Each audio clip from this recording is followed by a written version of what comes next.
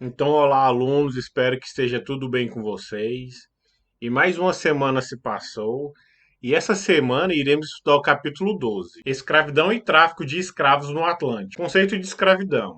A escravidão é uma prática antiga e cruel. Sua característica básica é o processo de domínio de uma pessoa, exerce sobre outra pessoa, o escravizado. As formas desse domínio têm variado ao longo da história, mas podemos dizer que, em muitas situações, o escravo não tinha liberdade de decidir seu próprio destino, não era livre. Por exemplo, para escolher e organizar a rotina de seu trabalho, o escravo devia obedecer ao comando de um senhor, principalmente nas relações de trabalho. A desobediência era punida, em certos casos, com castigos físicos e até com a morte. O escravo era considerado um bem que podia ser comprado ou vendido. Calcula-se que, no auge do Império Romano, cerca de 40% da população da Península Itálica era formada por escravos. De modo geral, eram escravizadas pessoas aprisionadas em guerras ou que praticavam crimes graves. Não pagar dívidas foi, durante certo tempo, o motivo para a escravização do devedor. Os filhos dos escravos também eram escravizados até que a dívida fosse paga. A situação social dos escravos na antiguidade era diversificada. Eles trabalhavam em oficinas, mercados, portos e minas, mas também poderiam exercer atividades intelectuais nas funções de secretário ou professor. Durante a Idade Média, a escravidão continuou existindo, mas deixou de ser a principal forma de exploração do trabalho.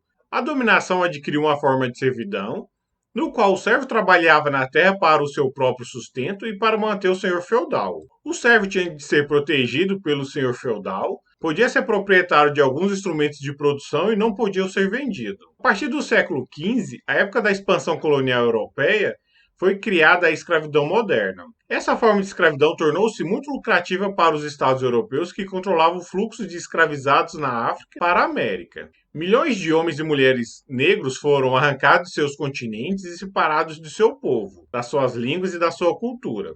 Quando comparada à escravidão antiga e à servidão medieval, a escravidão moderna distingue-se por tratar o africano cativo como peça ou semonte, procurando extinguir a sua condição humana. Então, quer dizer, o escravo africano não é visto como uma pessoa. Escravidão na África. Havia no continente africano uma forma de escravidão que não tinha nada a ver com a cor da pele. Homens e mulheres poderiam ser escravizados por serem derrotados em guerras ou punidos por crimes e dívidas não pagas. Se o escravo tivesse filho, seus ascendentes também eram escravizados.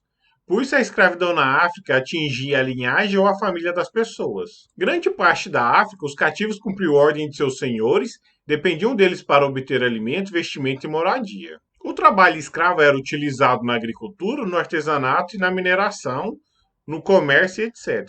Na escravidão de linhagem, a comercialização de cativos poderia ocorrer, mas não era uma atividade predominante. A escravidão comercial foi desenvolvida no final do século XV, quando os europeus conquistaram parte do litoral africano. Guerras, dívidas e punições continuaram a ser motivo de escravidão. Mas o número cada vez maior de pessoas passou a ser vendido para comerciantes europeus. A escravidão de linhagem diminuiu e a escravidão de comercial cresceu, envolvendo interesses de grupos escravistas na Europa, na África e na América. Tornar-se escravo. O comércio de africanos escravizados através do Oceano Atlântico também foi chamado de tráfico negreiro. De modo geral, o tráfico negreiro envolveu a captura de africanos, seu deslocamento em viagem nos navios negreiros e a venda dos cativos nos portos da América. A captura. As pessoas eram capturadas em guerras ou emboscadas em várias regiões do interior do continente africano.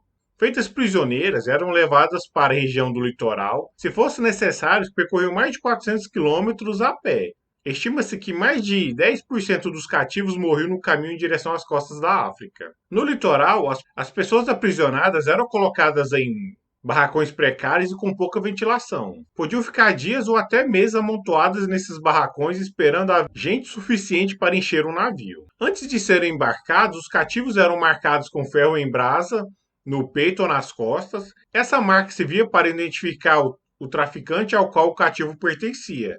É que o mesmo navio poderia carregar escravos de diferentes proprietários. Navios negreiros. A travessia pelo Atlântico era demorada. Os navios que saíam de Angola levavam em média 35 dias até Pernambuco, 40 dias até a Bahia e 50 dias até o Rio de Janeiro. Os escravos ficavam presos nos porões dos navios e em um espaço apertado e sob um calor insuportável. Durante a viagem, era frequente os castigos físicos, as doenças, a falta de água e de comida. Calcula-se que, nessas viagens, entre 5 e 25 de cada 100 africanos embarcados morriam. Não é por acaso que os navios negreiros ficaram conhecidos como os tumbeiros ou túmulos flutuantes. Os africanos capturados se revoltavam em diversos momentos da escravização, desde a captura até a permanência nos barracões. Mas as revoltas nos navios eram as mais temidas pelos traficantes e tripulantes. Para os escravizados, era a última chance de resistir antes de fazer uma viagem, provavelmente sem retorno. Essas revoltas, mesmo quando não eram bem-sucedidas, podiam provocar grandes estragos. Cotidiano dos escravos. Os africanos que sobreviviam à viagem levavam uma vida muito difícil. Após se recuperarem da travessia, eles eram vendidos em leilões realizados na cidade portuária, onde correram seu desembarque na América. Pouco tempo depois já estavam trabalhando para os novos donos, Boçal e Ladino. Aprender a língua dos brancos não era fácil. No Brasil, os escravizados podiam ser mais valorizados ou menos valorizados de acordo com a experiência na vida na colônia. Na visão dos colonizadores, valiam menos aqueles que não conheciam a língua portuguesa e o trabalho na colônia, por isso eram chamados de boçais. Já os que entendiam a língua e havia aprendido a rotina de trabalho eram chamados de ladinos, sendo os mais valorizados.